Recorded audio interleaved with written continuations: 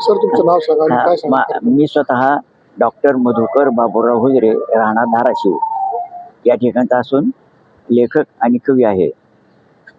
आज छत्रपती संभाजी नगर या ठिकाणी साहित्योत्सव या कार्यक्रमामध्ये ग्रंथदिंडी, ग्रंथपूजा करून ग्रंथदिंडी काढण्यात आली. शहरामध्ये ग्रंथदिंडी सर्व बाजूने फिरली आणि शहरामध्ये स्थित असलेल्या सर्व पुतळ्यास, नामांकित पुतळ्यास पुष्पहार घालून सर्व पुतळ्यांचे स्वागत करण्यात आले आणि सर्वांनी, प्रेक्षकांनी सगळ्यांनी दर्शन घेतले.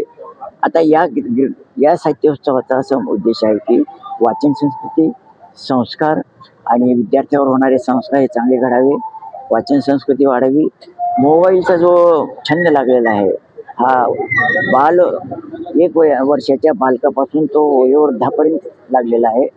हा मोबाईलचा छंद कमी होऊन त्या ठिकाणी वाचन संस्कृती यावी, प्रत्येकाने वाचनाची आवड ठेवावी, प्रत्येकाने आपल्या घरामध्ये किमान 100 पुस्तकाचा तरी आपला बुक स्टॉल स्वतःचा निर्माण करावा. आणि त्याचप्रमाणे हे कलियुग आहे, या कलियुगामध्ये वृद्धांची संख्या जास्त वाढत आहे. वृद्ध हे वृद्धाश्रमामध्ये जास्त दाखल होत आहेत.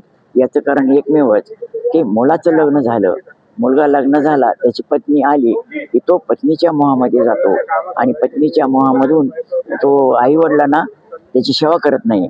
तर आईवडिलाची सेवा करावी मुलांनी आणि आपल्या पूर्वसंस्कृतीला, आपल्या पूर्वजांच्या संस्काराला यांनी जतन करून आईवडिलांचं पालन पोषण करावं. त्याबद्दल मला एक कविता अशी म्हणावी वाटते की माझी एक कविता आहे की बाप माझा विठ्ठल, बाप माझा विठ्ठल, आई माझी रुक्मिणी, इथेच माझे पंढरपूर, न कशाला जाव मी दूर, इथेच माझे पंढरपूर, न कशाला जाव मी दूर.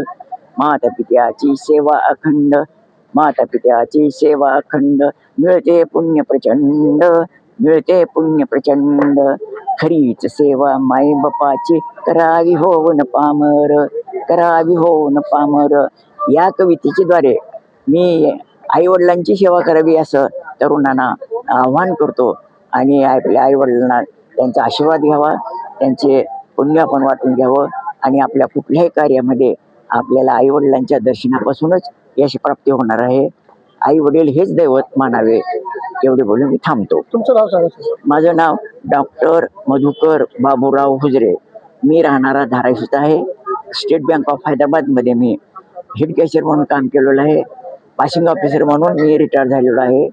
सध्या मी साहित्य क्षेत्राच्या चळवळीमध्ये तन-मन-धनाने वाहून घेतलेले आहे आणि सर्व मी ठिकाणच्या कोल्हापूर, सांगली, सातारा, त्याचप्रमाणे विदर्भात इकडं मुक्ताईनगर, बुलढाणा या ठिकाणी काव्य संमेलनामध्ये सहभाग घेऊन नाशिक, त्र्यंबकेश्वर या ठिकाणच्या काव्य संमेलनातही माझा सहभाग आहे. त्याचप्रमाणे या काव्य महोत्सवात देखील माझा इतर सहभाग झालेला आहे. धन्यवाद.